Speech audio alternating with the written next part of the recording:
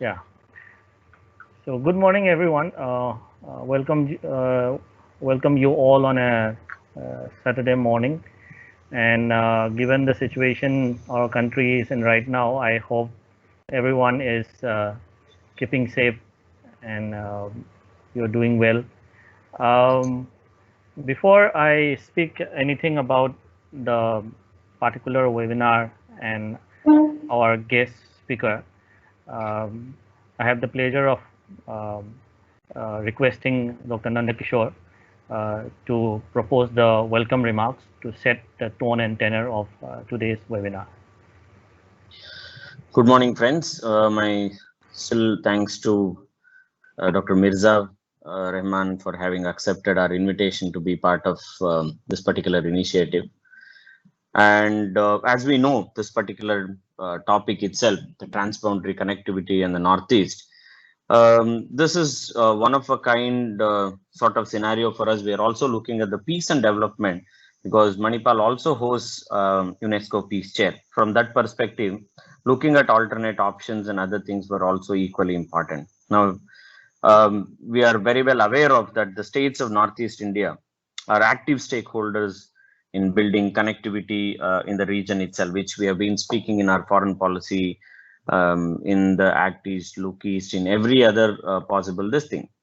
Now, the region itself, comprising 8 states and home to 3.8% of our national population, covering 8% of our total geographical area, shares not less than 503 kilometers of international border. That itself shows the significance of the region itself.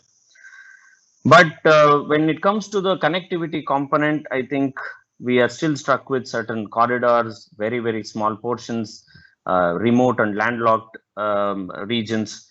Now, because of the type of issues that we face with China, Nepal, Bangladesh, or Myanmar, and any of these states.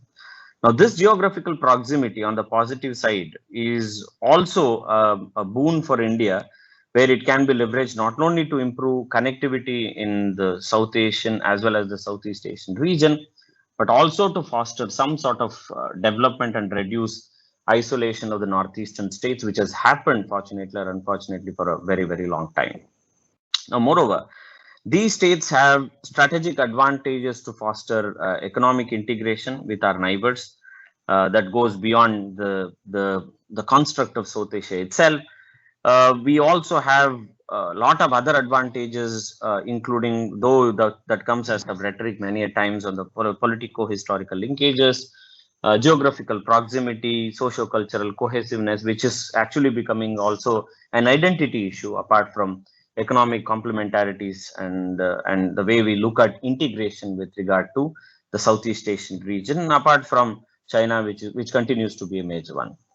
Now, having said that, a lot of connectivity projects we have known, including that of BIMSTEC, the motor vehicle agreement, the BBIN, all these things since 2015 have got major contribution, or they have got a major value to make in this region itself, which will improve connectivity and reduce transportation cost apart from the travel duration and the other benefits that will come in terms of the development of regional trade itself.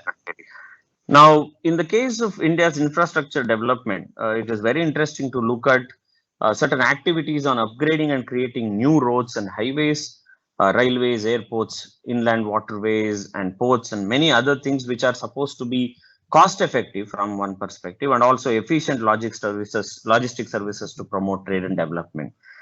Now, not only focusing on the Northeast region by developing deeper connectivity, it will also help in enhancing the scope of intra and cross-border trade and socio-economic benefits.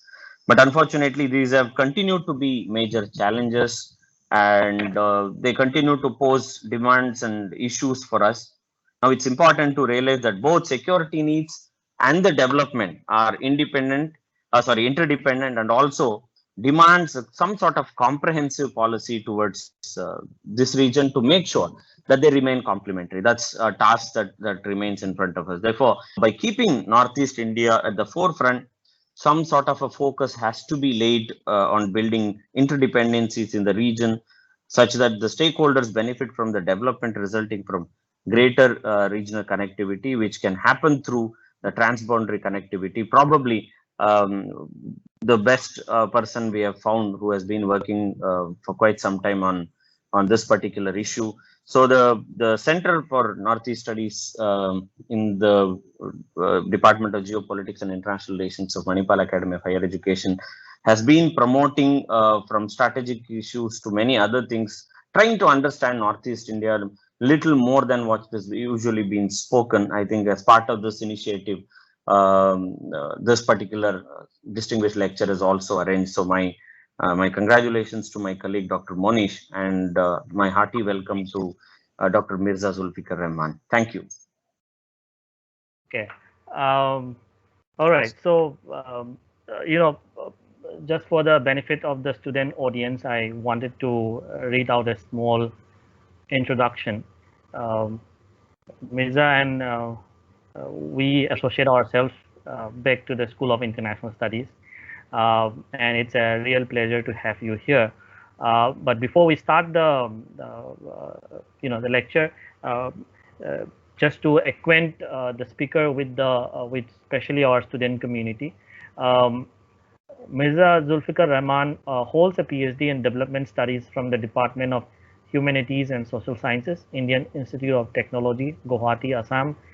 He completed his Masters of Philosophy from the Diplomacy and Disarmament Division, Center for International Politics, Organization and Disarmament, School of International Studies, GNU. His Master's was in International Relations from the School of International Studies, GNU, and his Bachelor's in Political Science Honors from Hindu College, Delhi University. His areas of interest include research on Northeast India, mainly on issues relating to transboundary, water sharing and hydropower dams, roads and connectivity infrastructures, conflict and insurgency, peace building, development politics, migration, and cross-border exchanges. His research specialization is on border studies in Northeast India and transboundary water sharing and management, issues between China, India, and Bangladesh. He's committed to grassroots-based alternative community work and development models. He has traveled extensively in parts of Northeast India for research work. He has led research teams in Northeast India and has traveled in parts of China, Bhutan, Bangladesh, Thailand, and Myanmar for research. He has worked as a consultant on many research projects in Northeast India and has teaching experience as a visiting faculty and has participated in several workshops and academic conferences. So when me and my colleague Dr. Dhanashri Jairam, was hashing out this particular theme and topic, we could not think of a better person than Mirza to speak on cross-border and transboundary connectivity issues and what are the challenges and what are the opportunities ahead. When it comes to governed spaces and ungoverned spaces in the border areas where both Mirza and I hail from in the Northeast, something that is of deep interest to me, but my research expertise and career took me across the ocean rather than concentrating on areas which were closer to home. But I have always admired the kind of work that Mirza has done over the years. There's a particular report in which Mirza has compared border trade and border transactions to peeling off an orange. He will explain further what he meant by that. Without any further ado, I will not stand between you and the speaker, and the floor is yours, Mirza. Thank you, Monish. And thank you for the chair to also line out the larger contiguities and the largest context of this discussion. Thank you for inviting me to this webinar, and also it is my privilege to be here and also to participate and interact with your students and the audience, largely from your department. So today, what Monish was basically kind enough to suggest the title for this talk, and so he has put it as kind of a transboundary connectivity, and talking about peace and development in Northeast India. So this brings us to kind of the understanding as to how do we understand at one level transboundary spaces. How do we understand transboundary spaces in the first place? And then we can basically go on into how do we understand peace, how do we understand development, in particular context to Northeast India, which is the focus of today's talk. So the concept of transboundary spaces, to my mind, is also supposes the prior understanding of the concept of the boundary or the border, and the ability to underline a transcending narrative of continuities and ruptures within and across such boundaries and borders of these spaces. So it can be understood in a very global and international context, as we see borders between nation states. It can be understood in regional context. It can be understood in sub-regional context. We can look at it in national context, provincial context, and even very, very smaller constructs even within districts and subdivisions and blocks and villages and all of that. So borders are everywhere in that sense. And how lines are drawn on maps for different political, economic, administrative purposes, which underline sovereignty, territoriality, governance, and control. And it can also, borders can also be within disciplines, like memories. It can be within memories. It can be between environments. It can be between societies. It can be between departments of the government, for example. It all marks out narratives of control, dominance, exploitation, preservation, conservation, and conversations as well. And therefore, the imaginations of transboundary spaces are constructed in such contexts. They are both natural context and also artificial context and meanings. So in order to understand transboundary spaces, I just try to first bring through some key concepts and contextual understanding in terms of how the world that we live in modern times is compartmentalized into states and regions, and territorial borders actually has become a defining characteristic of such compartmentalization, as Newman has said. And David Newman talks about this, and how Anderson says that, you know, when we talk about these fixed lines of territory on maps, we almost look at them to the extent that they seem as natural formations, you know, to be what Anthony Giddens talks about these as bordered power containers, and that leads context to these territorial border fixities that we speak about.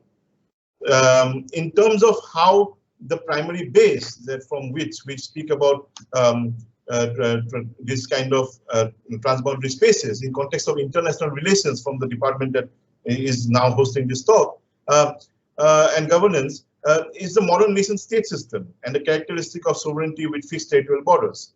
But this notion of natural formations of these territorial and political markers are in direct contestation with natural geographical features, such as mountains, valleys, plains, and rivers, depicting the physical map of the world.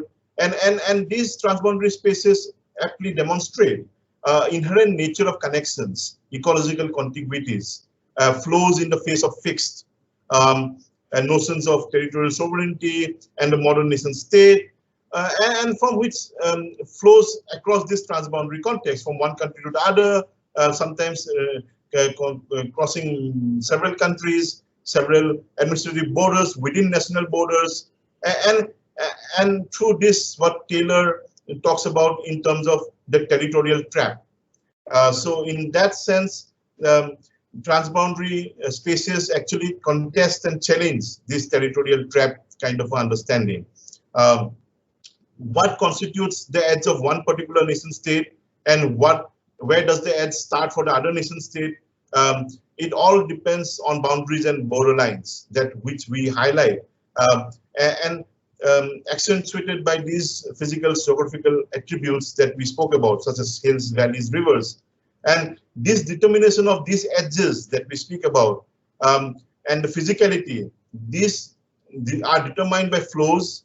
These are determined by these ecological contiguities, ruptures, and also in terms of the larger kind of dynamics that are characterize these kind of spaces. And this, into my mind, is also a challenge and also an opportunity for nation states to grapple with in the modern times.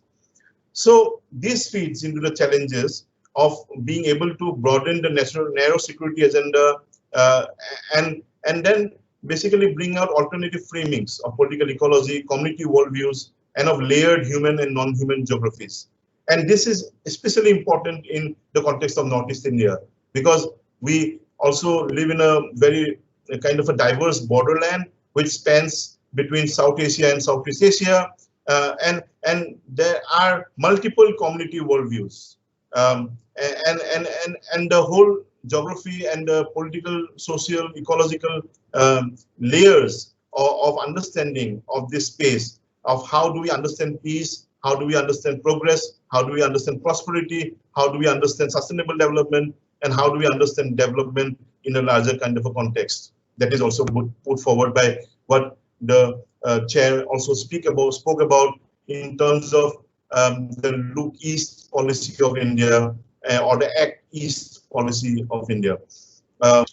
Somehow has over after the year 2005 has brought about kind of Northeast India as one of the major fulcrum of the continental route. One is the maritime route, one is the continental route. So the Northeast India actually sits at the heart of the Look East or the Act East policy's continental route. So in that sense, I would like to basically go forward in my presentation in terms of understanding this transboundary space, transboundary contiguities, transboundary connections that are being underlined by policy, by community worldviews, by imaginations of people living along these borders, across these borders, and how over the last 2 decades, almost 1.5 decades to say maybe, Northeast India has been the center of discussion of this transboundary connectivity. And there has definitely been quite a great push towards actually building up that physical connectivity that is actually required to actually springboard, as many of this and many have depicted this region as a springboard and also as a bridgehead to connectivity to Southeast Asia and to the larger East Asian context. Why has it not been able to translate into kind of a meaningful connectivity, even if in the presence of physical connectivity infrastructure being in place? A lot of these road building projects, a lot of these bridges, a lot of these connectivity infrastructure has come into place over time in the last 15 years, but how that connectivity infrastructure holds meaning for local communities in the region. How do we look at the one place, talk about transboundary connectivity, but at the same breath also talk about the hard borders that actually characterizes the borders of Northeast India till today. So in that context, I think what my basically the presentation would focus upon. So in as what Northeast India's context, we share administrative and political borders with Bangladesh, Bhutan, China, Myanmar, Nepal. It's a site of long-standing contestations in political, social, economic, and development realms. And in that kind of borders and transboundary spaces in Northeast India, and this connectivity has to be situated in the context of a larger spatial interconnectedness and development priorities, and in the midst of a truly trans-regional context, and that spans South and Southeast Asia and does not only limit itself to India. So in that sense, the social, economic, and political regionalism needs to extend to alternative policy, regional, sub-regional, and even eco-regional constructs, which are firmly based on ecological frames of understanding and not only geopolitical frames of understanding. These communities who inhabit these transboundary spaces between the high mountains of the relatively younger eastern Himalayas and the rolling hills of the much older Patkai ranges, navigate multiple layered political, social, economic, and ecological identities and lived realities and experiences.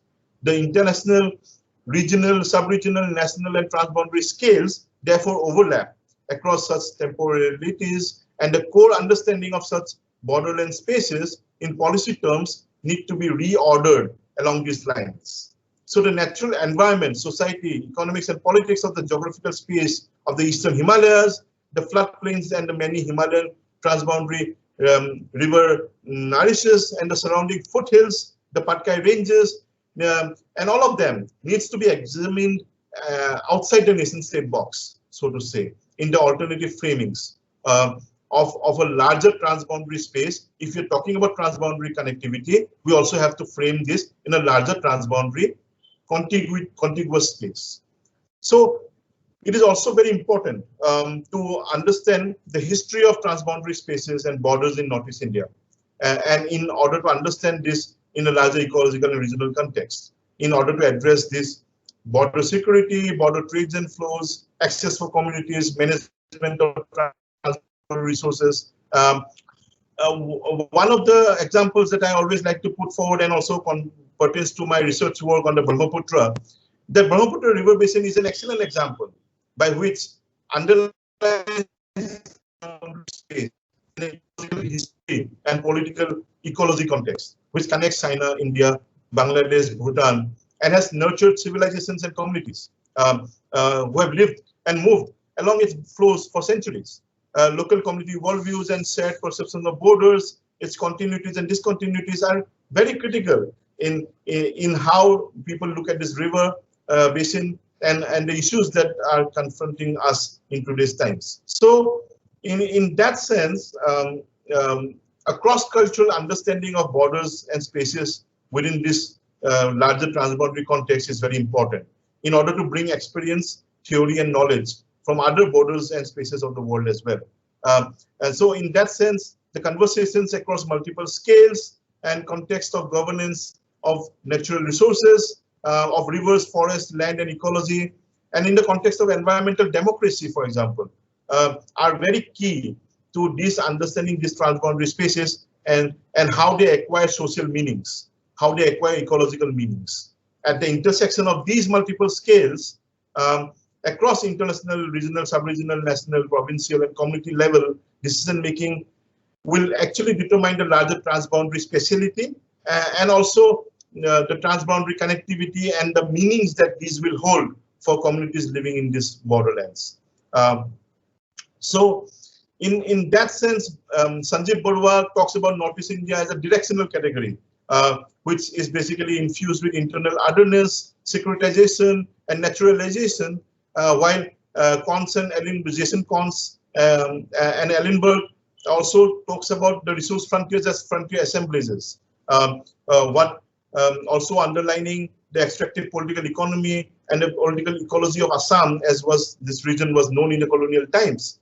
And therefore, we see that from historical context, there has been quite a long kind of we can see evidence that this has been infrastructure development of riverways, railways, and roadways over time, where looked at from the context of this being a resource frontier, and with the tea, oil, and coal being there, and also the World War II being fought in this frontier space. And the Stilwell Road, for example, is another example of this.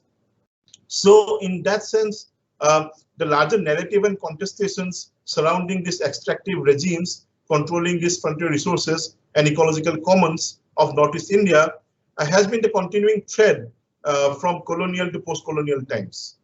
So in this, the premise of connectivity continue to spill over to these times as well. And these geographical imaginations of the larger transboundary spaces linking Northeast India with its proximate international neighborhood eastwards and southwards are invoked and projected as foreign policy and domestic development constructs, such as the Look and the Act East policy. So look and act this policy of India is essentially a foreign policy of India. And it has been one of the very few times in India's foreign policy history that a foreign policy of the country has been used and directed towards the development indicators of a domestic constituency, such as Northeast India. And this basically also determines the trajectory of the connectivity and infrastructure development in this sub-region, which has to be contextualized through this kind of transboundary ecology of flows, identities that I spoke about earlier, and traditional knowledge systems as well. So in that sense, we need to problematize this there was this document which was released in 2008 called the Vision 2020, and the title of that document was titled as kind of peace, progress, and prosperity in Northeast India. So basically, the meaning was that we have acquired peace through ceasefires and kind of how we understand conflict and peace in Northeast India's from the Ministry of Home Affairs kind of point of view, that in cessation of hostilities, decrease in the number of body bags that are common from the region, in terms of insurgent fatalities and all of that. So a kind of a sense of peace comes in through the kind of counterinsurgency efforts and all of that. But how does that develop into progress? How does that go into prosperity? And now when it is 2021, 1 year after this Vision 2020 was to be achieved, it is a very good time to actually understand and see what has been achieved and what has not been achieved. And what are the things that we have actually missed out?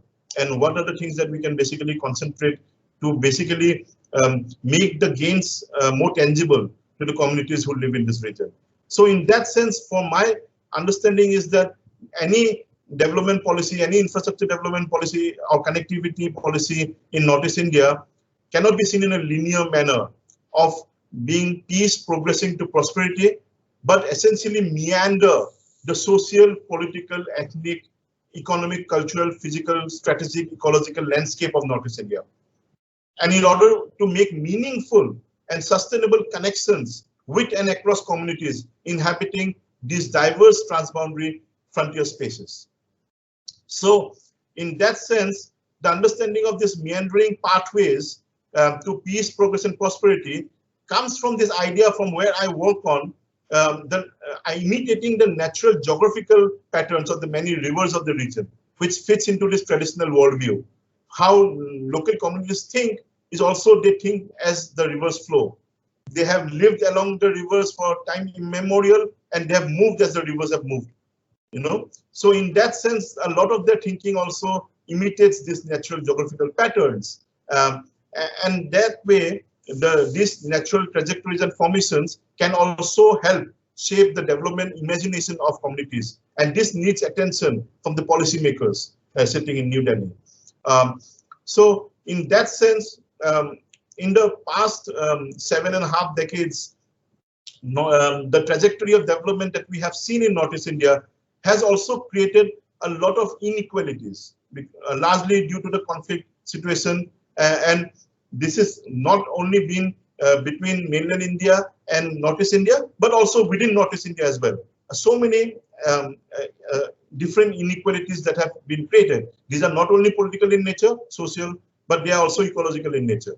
And this basically then has to be embedded into our understanding of policy, of how we look at peace and development and going into prosperity of communities. So in that sense, the lack of a larger context of transboundary spaces in political, economic, social, and ecological terms basically leapfrogs these core issues of inequality and sustainability. So in that sense, it is not organically linked and understood by communities. So infrastructure development, connectivity, roads, railways, bridges, building, all of them are not organically linked and understood by communities in this framing of the transboundary ecological spaces, eco-regional spaces. And therefore, they have to be examined in this policy formation context, and also has to be marked by active community participation, consultations, and dialogues, which have to be continuous, which cannot happen one after the other, but also has to be simultaneous and continuous. I don't know how I'm doing in terms of time. Please tell me if I have to overshooting the time or something. But I'll try to sum up now and also come towards the ending. So, to my mind, one primary factor is that the invocation of national security and the hard borders by New Delhi in Northeast India in framing this frontier region is a very important characteristic as to how we are looking at this transboundary connectivity not having meaningful connotations for local communities till now. The borders are still hard because of this invocation of national security and this kind of a strategic dilemma of opening up the borders fully or not. So many of these roads that you actually see that are excellently built roads actually come up and end at the Stilwell Road in Lido, maybe at Arunachal Pradesh, at Nampong. It ends at More, it ends at Champai. Lot of these roads and connectivity is the physical connectivity is built, but it is actually being built within the nation state box, which again does not really have meaning for local communities. So in that sense, we have made progress, but we have not been able to open up that in a meaningful manner that actually benefits community. And also, in order to understand that how do we also, it is not only about connecting point A with point B, but we also have to understand that in a linear manner, but also have to understand if this point A and point B are ready to absorb that kind of infrastructural push and development. So if the communities are not ready to absorb that kind of thing, a bridge connecting between point A and point B will actually lead to more conflict than actually, and maybe also accentuate earlier cycles of conflict. Maybe lead into new conflict in ecological terms, which we can ill afford given the past history that we have just emerged out of a kind of a cycle of conflict and is still going in different phases of post-conflict kind of spaces. These new cycles of conflict is something that we can ill afford. So in that sense, Northeast India is primarily seen as a national security and strategic geography, which is in direct contestation with the socio-spatial sacred geographic consciousness of communities inhabiting this transboundary spaces. So in that sense, this is a strategic construction of Northeast India as a national security dominated space versus the social construction of spaces in Northeast India by these communities. And this is a classical clash that characterizes this kind of, that comes out in this process of infrastructuring Northeast India's transboundary spaces. So in that sense, this focus on national security makes for an unsustainable kind of coupling. You are connecting point A and point B, but they are connected in an unsustainable manner. So in that sense, you are actually connecting unequal spaces within Northeast India. So that again can lead to more conflicts, as I also mentioned earlier.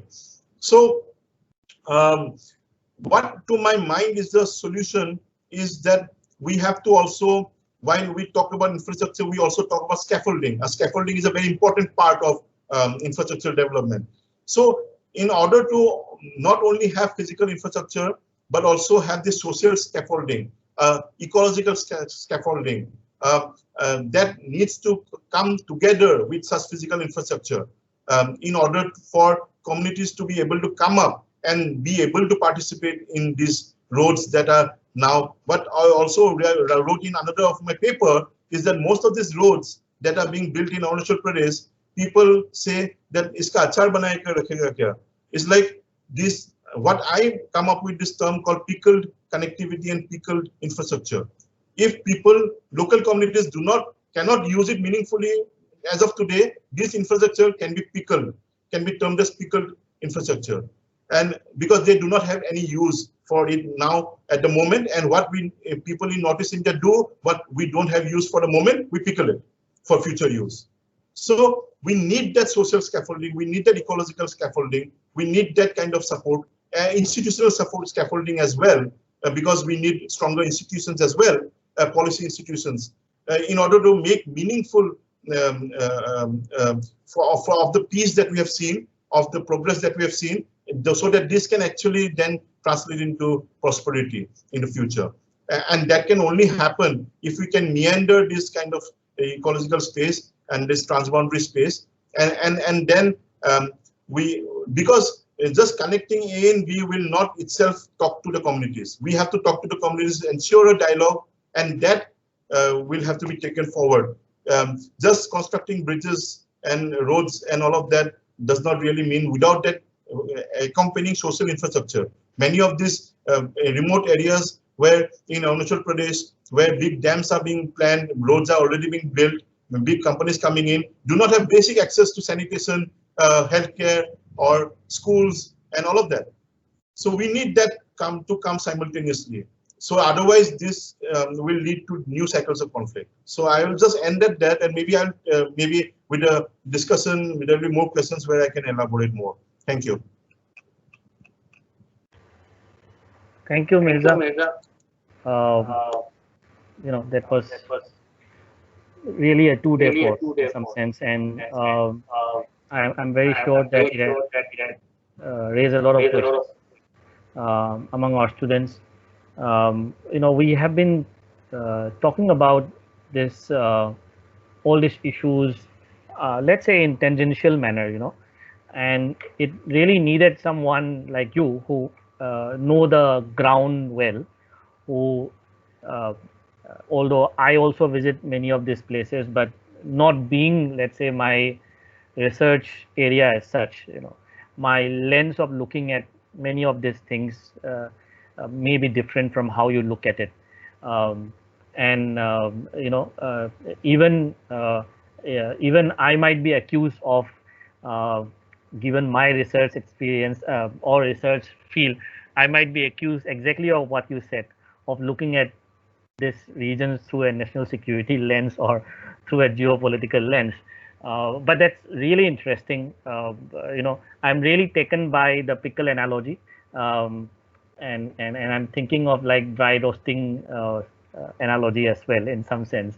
I have my own questions, but I'll reserve it for later and turn it to the student community first. If they have questions, you can use the hand raise bar as always. So yes, let's have. Okay, we have a question from Daksh Sharma, who is a first-year master student in the department. Daksh, go ahead. Hi, Doctor. Thank you so much for the presentation. And that was a really fresh analysis on the entire Northeastern situation.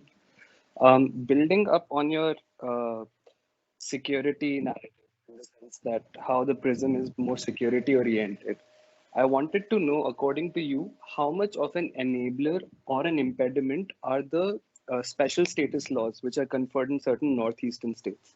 Because I read a couple of years ago, that a member from the NDPP in Nagaland, which is affiliated with the NDA Center, said that the special status laws hinder development in Nagaland because the local community does not give the land to the central government for developmental processes. And since the abrogation of the special status for Kashmir was popularized as bringing Kashmir into the mainstream developmental cycle, how much do you believe that these special status laws play a part in the development process? Mirza, what do you think? We can take three questions at one go, right? Okay, Ashwarya, you go ahead. Okay, so it was a wonderful presentation. So I would like to know, like you were mentioning about the local communities, how to these policies of the government.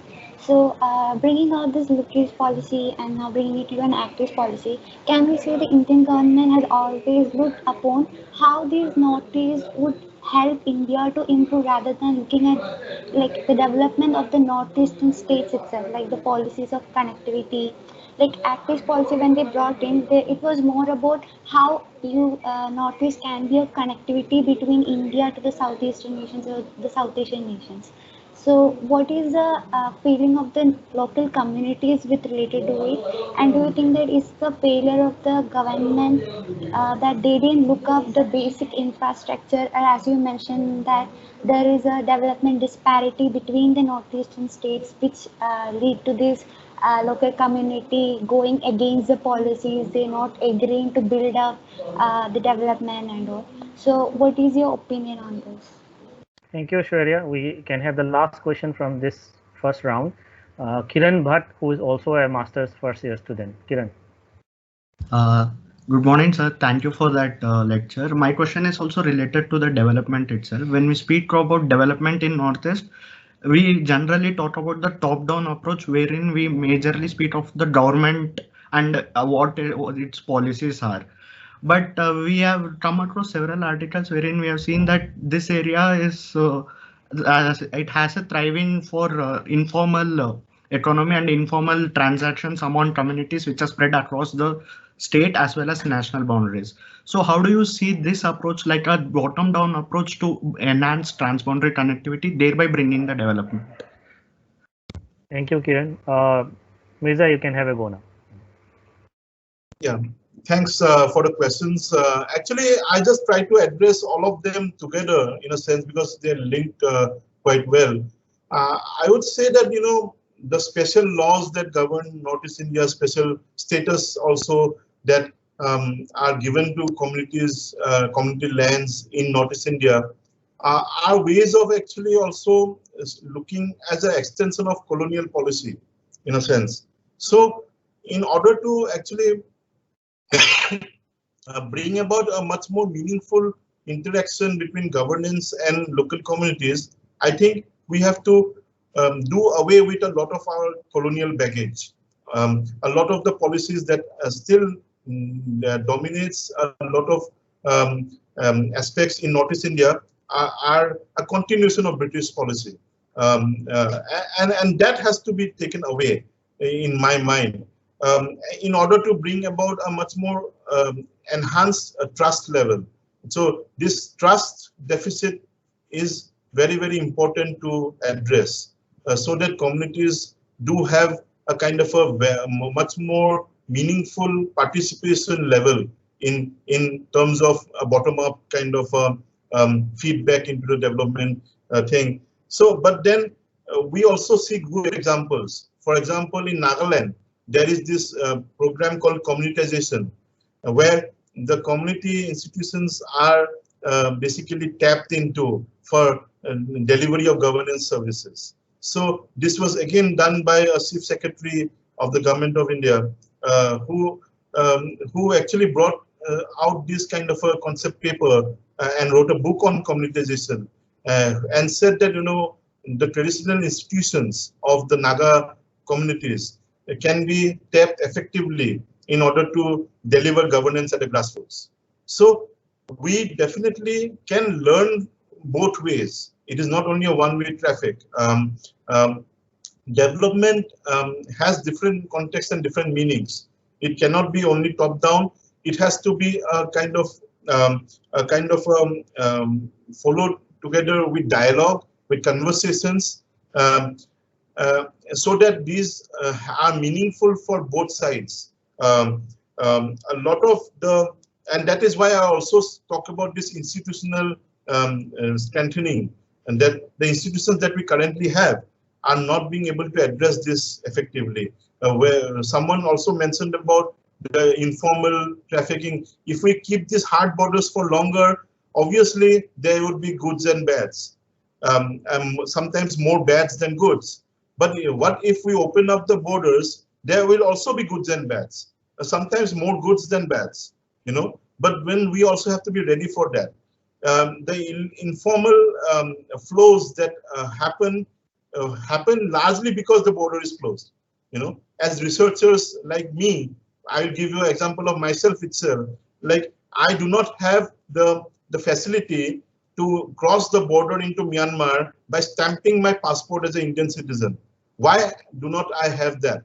You know, at Moreh border, now it has come up in some measure, but earlier it was not there.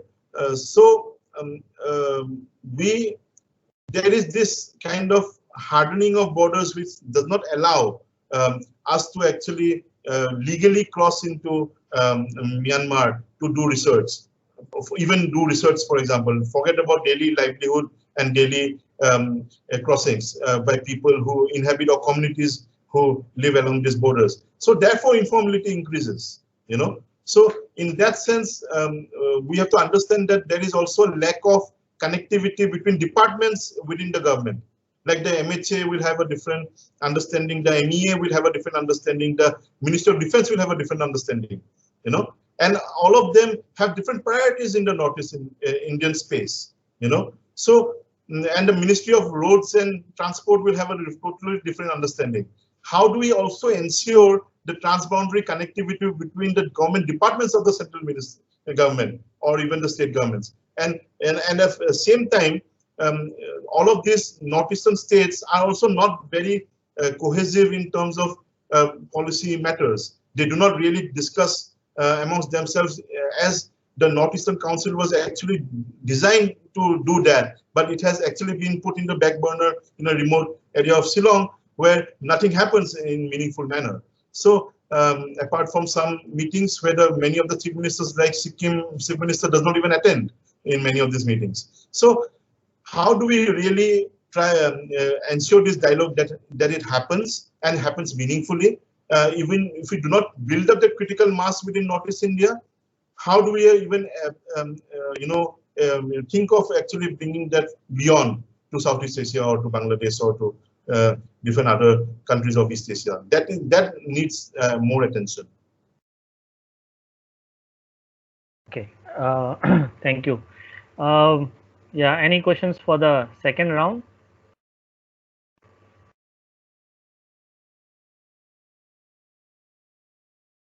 Any immediate questions for the second round? Okay, while you are cooking up your questions, I think I'll take the opportunity. Okay, Anand has a question. Anand, please. Anand is a colleague and a faculty at the department.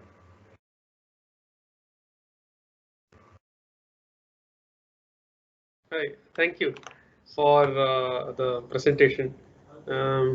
Now, my question is regarding the nature of the borders. I also teach about geopolitical theory and borders to the students here. So one thing I was thinking about while you were talking about the the nature of the border in the Northeast, I was thinking about the nature of the borders in the sea. In the sea, the borders, the current international borders are not represented by a line. Rather, it is represented by multiple lines. And I mean, it's again dependent on how much your continental shelf is there. Until there, you can actually claim your sovereignty. So sovereignty kind of recedes in a very gradual manner or in a stepped manner. So I was just thinking in areas like this in the continental landmass, where we have a distribution of population across the borders, right? Like ethnic groups which are split in both sides of the borders. Whether it would be feasible to have not a direct, abrupt shift in sovereignty from one country to the other, rather kind of a stepped or a layered or a diffused kind of a border. I think we already have certain amount of this in the sense like, from More Tamu, you can go across and a few kilometers and come back within a particular time period. So something on a much larger scale, how much is that possible? How much is that a particular solution in making sure that the population there, the development concerns are taken care of, and at the same time they feel a kind of attachment towards India itself. So that was my question. Thank you.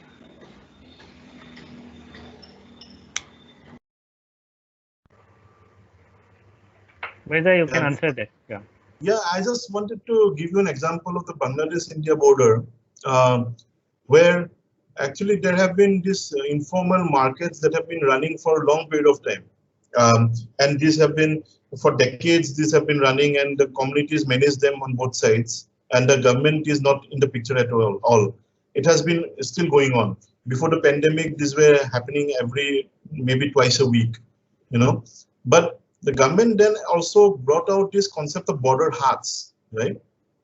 And this border huts is widely publicized and mooted as a kind of a very successful kind of policy. But what happens behind a border hut. What does it take for the government to establish a border hut? What they do essentially is that they identify a space where these informal markets are happening for many decades without any borders, because most of this Meghalaya Bangladesh border is unfenced till now, many of these areas. So they identify this space, and then what they do is that they bring up fence. They build a fence and then open it up.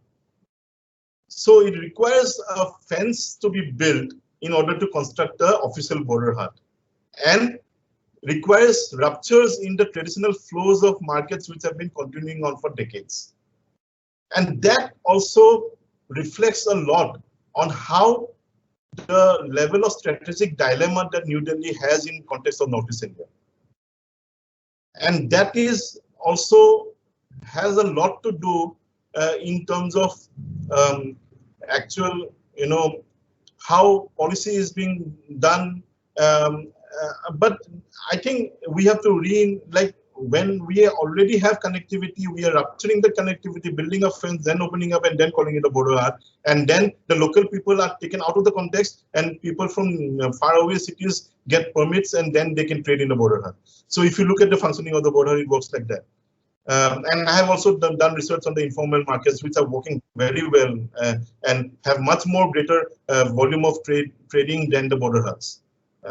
And meaningful for the communities living along the borders. So for your context, yeah, that is really a good understanding of it, but then that is not how nation states work in borderlands, especially in such as conflictual as Northeast India is, in a sense. And this trust deficit has a lot to do with it. I think trust deficit along with a sense of democratic deficit as well. Democratic deficit is why I say is because the number of parliamentarians that we send to the national parliament is not enough to change policy. The number of parliamentarians is 25 into the Lok Sabha. I think is not enough, and most of these parliamentarians are not united. I think only during the BJP time they are somewhat united, but I don't know if they actually work as a kind of a group to actually influence policy at the national level or not. But I think that is needed. Thank you, Mirza. We have another question from a colleague of mine, Dhanashree. Yeah. Hi, Mirza. Thank you so much for your presentation. As usual, it was really good to listen to you.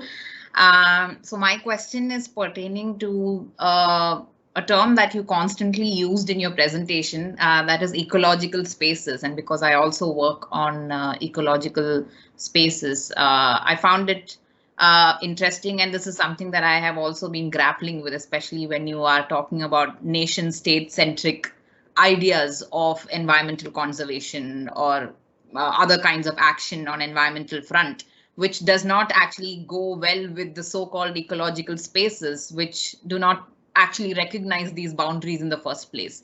So I was just wondering, when it comes to Northeast, of course, from a classical geopolitical perspective, it's of strategic value. Environment doesn't really feature in these discussions. And when we talk about it from a critical perspective, of course, ecological spaces, the borders, the transboundary spaces, which actually cover a much wider area, right? So we are talking about river basins, we're talking about the Tibetan Plateau, we are talking about the Himalayan ranges. Now, all these are features which technically do not recognize any of these political boundaries. So sovereignty in that sense is actually leading to more ecological degradation in areas like the Northeast, where you talked about how dam construction is taking place or infrastructure building is happening. Now, all these factors actually lead to more ecological and social marginalization, as I understood from your presentation as well. So I was just wondering, in that sense, how do you find transboundary, I wouldn't say interstate cooperation, but transboundary cooperation between, say, communities or other actors below the state?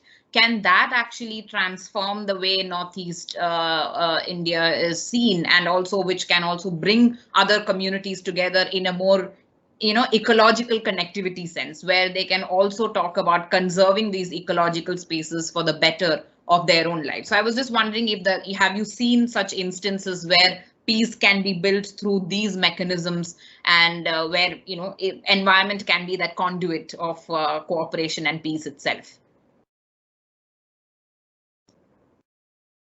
Yes, definitely very interesting in the sense that in order to look at specific examples of how this has worked in the past, 50 years ago when the Mizo National Famine Front started, it started with the Motam, and the Motam was not limited to India. It was across the border. It was the transboundary space of Manipur, of Myanmar, of parts of Mizoram, and also Bangladesh. Right. So in that sense, Motam is a very, and it happened in 2008 again, and it also showed as to how this larger transboundary space actually got together, communities got together in order to fight the famine at one level, and also as to how this was actually looked upon as kind of by the government in a different lens, and harder by the community as a very totally different lens, because 2-3 years after the Motam, you also have a bumper harvest. It is not only about famine, right? So that is also a cycle that happens. For example, Hilsa between Bangladesh and Assam.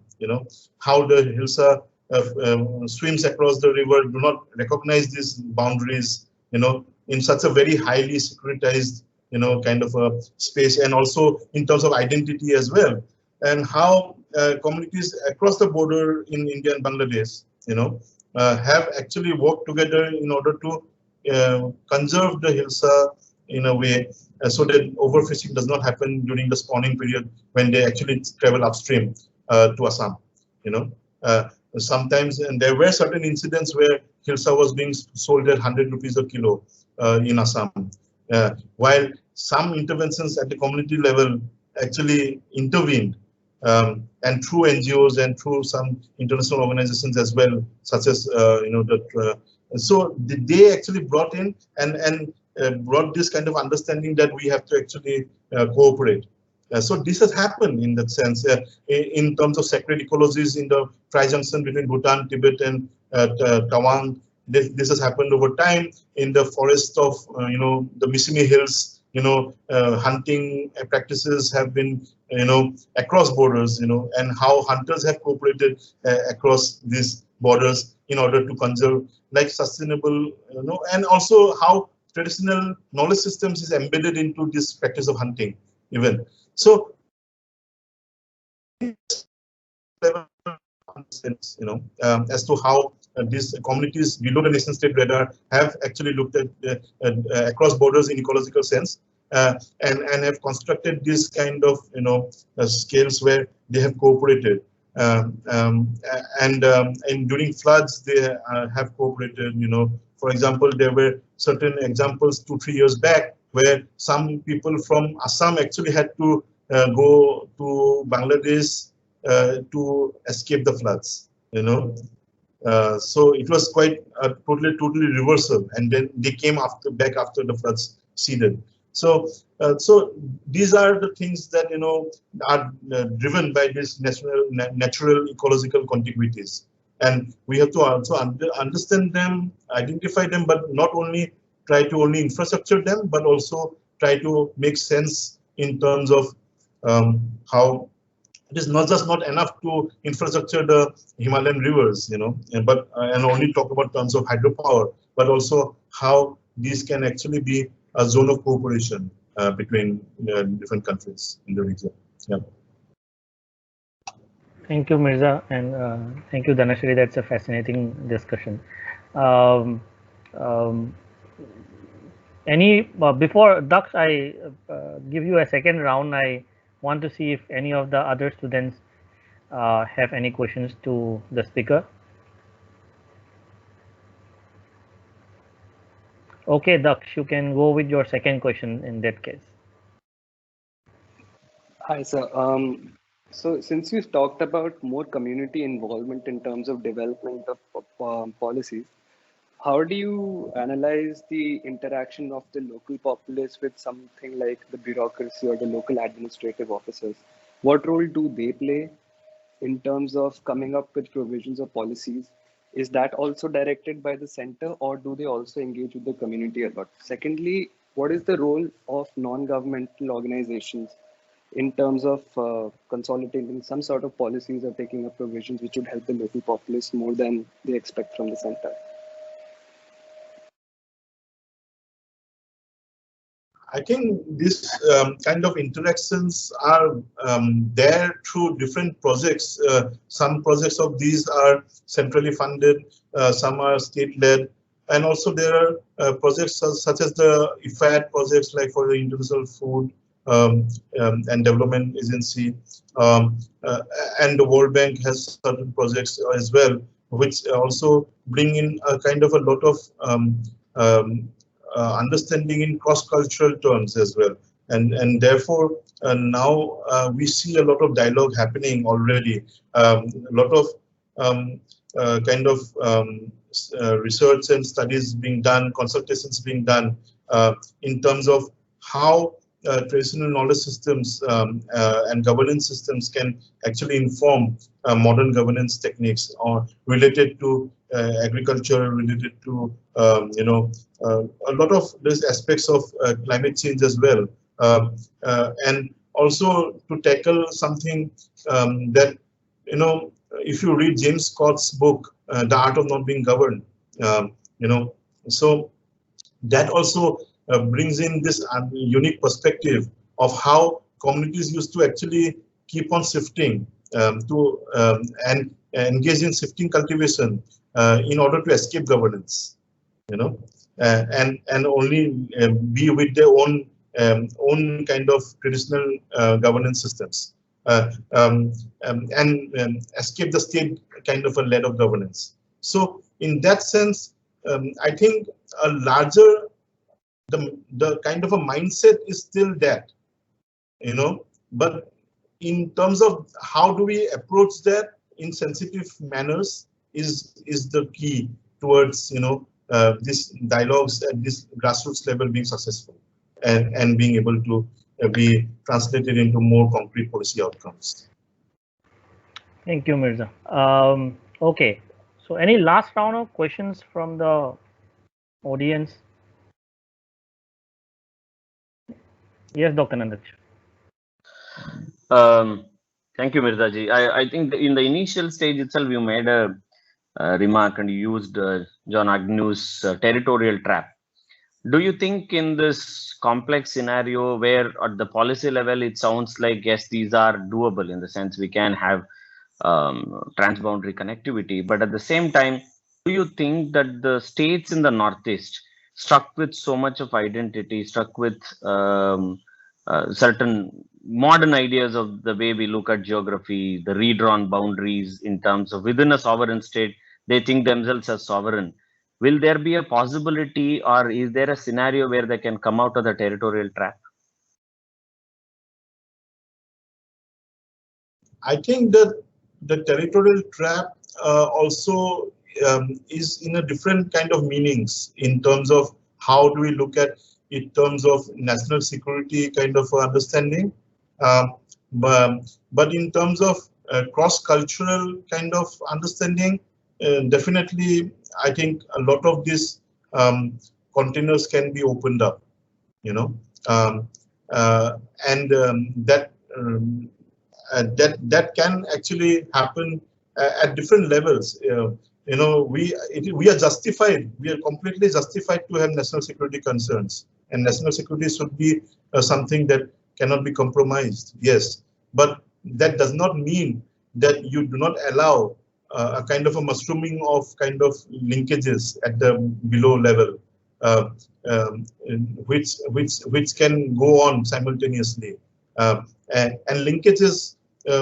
These are linkages that have been for centuries going on, and Northeast India sits right at the heart of these linkages. So in order to disrupt them and then reinvent the wheel and then try to bring in connectivity is something that we are trying to do now.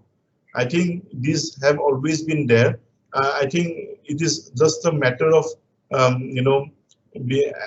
allowing certain things under the national security threshold to operate at a much more relaxed manner, and that is where the policy at, and definitely the units are ready to take that up. Many of these state governments are really having policy towards an announcements that we want to open. For example, the Stillwell Road is a classic example. The Assam government wants to open it, but then New Delhi says that they were not ready enough yet, because of the unrest in Kachin areas and all of that, and because of the NSCN K faction and all of that.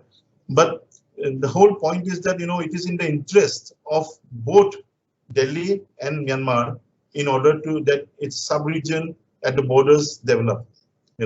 But that can only happen if you open them up and bring about possibilities which can operate below the national security threshold. And communities can actually participate in that in much more meaningful manners. Thank you, Mirza. Okay. Okay. Since I think the questions from the audience. Okay, there is one last question from Rushita Shetty, who is also a first-year student. Yes, Rushita. Good afternoon, sir. So my question is, when we are talking about peace and development in the Northeast region, there have been voices raised by the rebel groups in Northeast against the infrastructure developments. So when we talk about the peace and development, how do we distinguish between the voices raised by, say, the civil society and by the rebel groups when we are talking about development? It's a very interesting question. When we talk about conflict and peace, for example, many decades we have been speaking about that. The New Delhi and Guwahati or Imphal or Kohima or all of these state governments and the central government has given undue primacy to these rebel groups when it comes to peace and conflict, and they have actually negated civil society.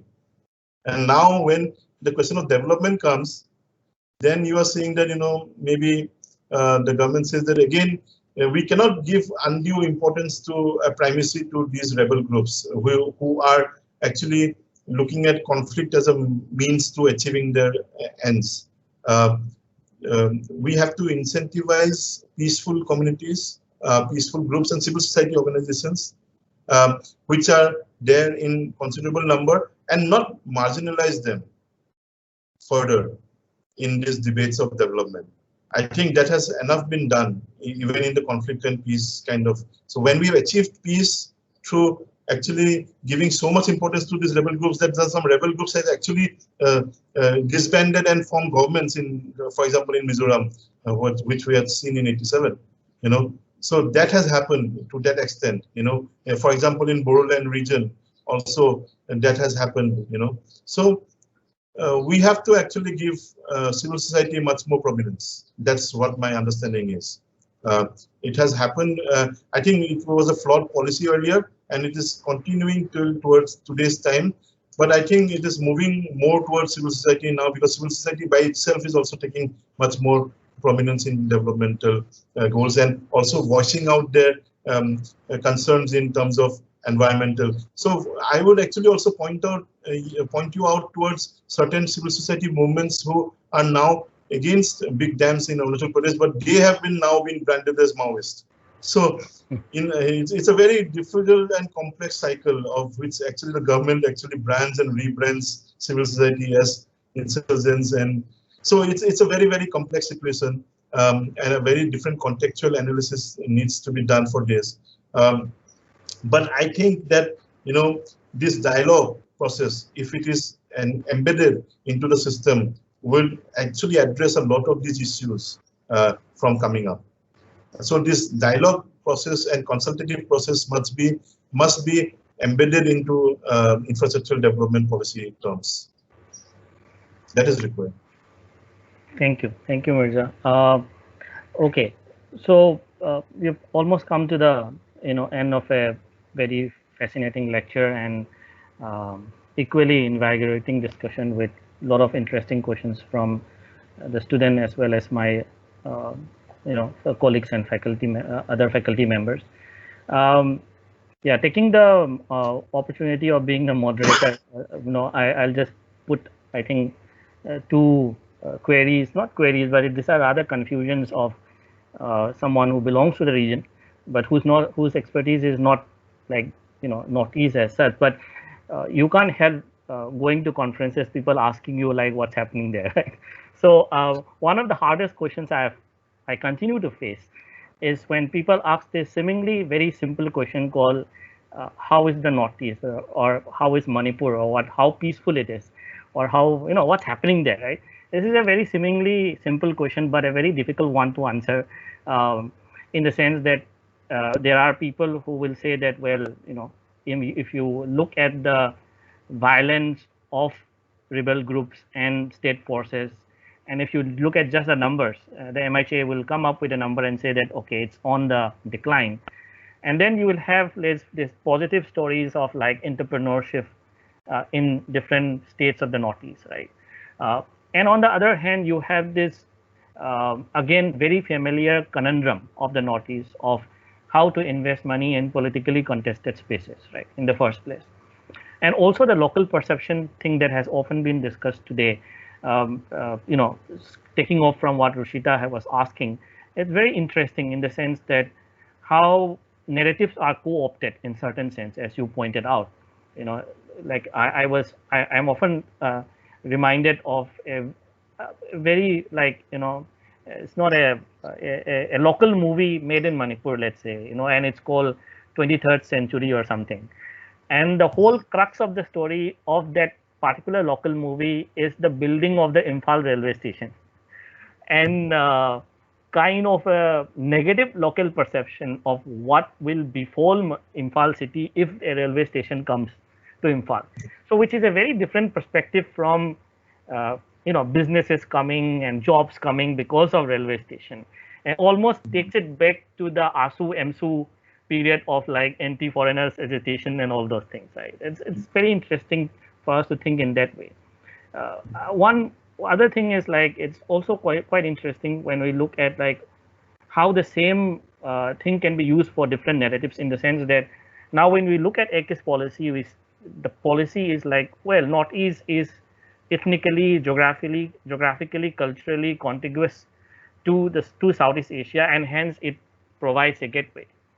On the other side, you had ULFA at some point of time saying that we are culturally, ethnically different from the rest of India and closer to Southeast Asia, so we should have a sovereign territory. So it's the same evidence but used in different narratives, right?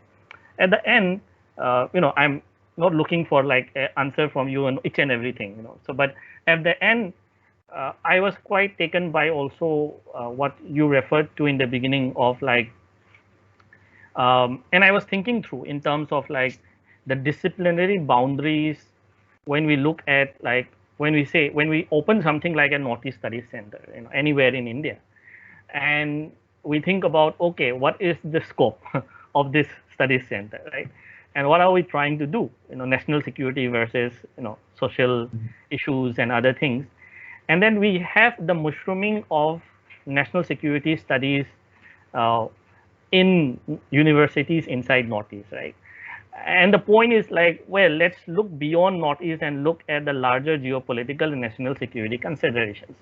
And then you have all this, and better, like you have all this research reports and other things coming out from think tanks in India on the Northeast, right? And then you have this local narratives. So it makes me think about like the thing that you said in the beginning about disciplinary boundaries, right? When you think about something called a Northeast Studies Center, right? So, well, these are some of, like, they may be queries or something that were popping out of my mind, and you can have the last word, and then we'll move to the end of the session. Yeah, thanks so much for your observations. And because yes, these are questions that come to us every point of time, and as I said in my presentation also, that the MHA has a very different understanding of conflict, and different understandings. For example, drug addiction in Mizoram is so rampant that it is really much more conflictual than it was that at the height of the insurgency now. You know, people say that Mizoram is the most peaceful state in Northeast India, which may not be true. You know, and they also say that Arunachal Pradesh does not have any insurgent organizations, which again is not true. So in that sense, it is such a kind of dilemma that we have to face in order to actually understand what actually is conflict. And environmental conflict really takes the back seat. You know, say how degradation is happening in terms of.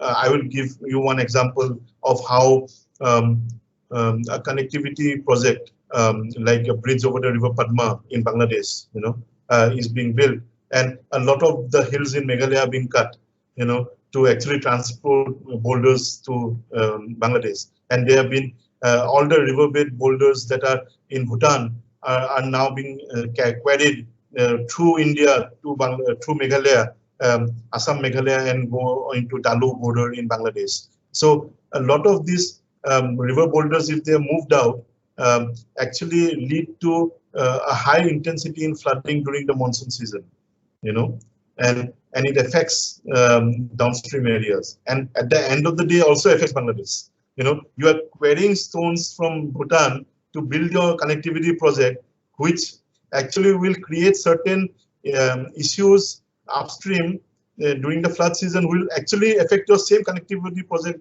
that is downstream in Bangladesh at the end of the day. So it's such a kind of a connected kind of a thing that we sometimes miss out on, you know, in terms of real policy. So I think it's a very big conundrum in terms of how we look at borders. In terms of, as Sanjeev Barua says, it's just a directional category. Northeast India is just a directional category. It is an administrative construct, you know, that is constructed in the corridors of New Delhi bureaucracy. You know, Northeast India is just that. You know, but what the communities understand, the imagination is the geographical imagination is very, as Sorgajoti Gohai also speaks about in her book, Imagine Geographies in the Manipal region, as to how such a big region that it you know, brings about, you know. So in that sense, there are so many different works, important research works that are happening. William Van Sandel's work, Joy Pachau's work, you know, I can mention a lot of them, which actually really tap into these communities' imagined geographies, and that is what is Northeast India actually. That is what is the larger Jomia, or what we speak about, in a sense. Yeah, that is what I understand as, and that is why many of these people, communities in this region do not really recognize this borderline. The borderline does not really mean anything much. Yeah. Thank you, Mirza, so much. You know, we like I think everyone will agree that we stand much more enlightened on many of these issues than we were at 11 a.m. when we were trying to start this program. Sorry for the initial disruption. No, that's not a problem. It has been more than compensated with this lecture and the interactions. I can vouch for that. So before we bring an end to this program, I request my colleague Dr. Dhanashree to propose a formal vote of thanks. Thank you so much. So on behalf of the department, I would like to propose this formal vote of thanks to Dr. Mirza Zulfiqur Rahman. Thank you so much for taking your time out and giving this wonderful lecture to our students. We hope to have you again in the future and give us more lectures and give us a better understanding, as Dr. Munish also mentioned.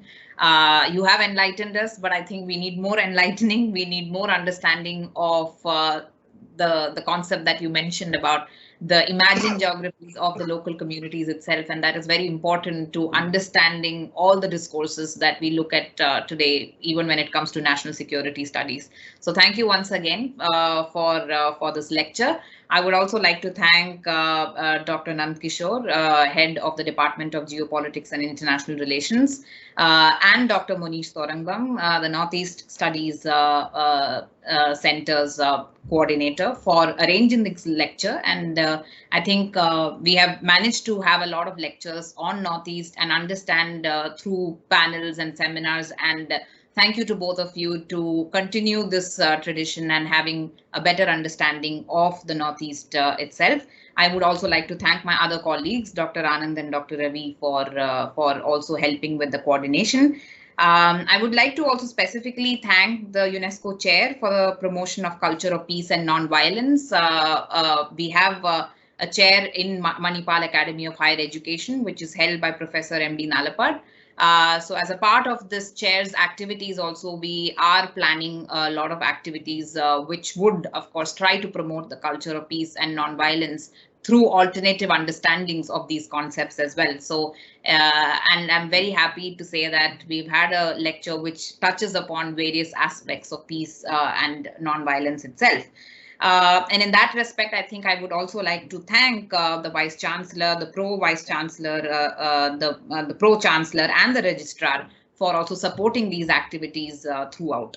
And last but not the least, I would also like to thank the students and other participants from outside the university who have joined this session and have also asked relevant questions to the speaker, thereby also increasing the amount of discussion that we actually need for understanding these issues. So once again, on behalf of the Department of Geopolitics and International Relations and the Northeast Studies Center and the UNESCO Peace Chair, I would like to thank Mirza Zulfiqur Rahman for this lecture. Thank you so much. Thank you so Thank much. you. Thank you. This conversation should continue. Thank you. Yes, certainly.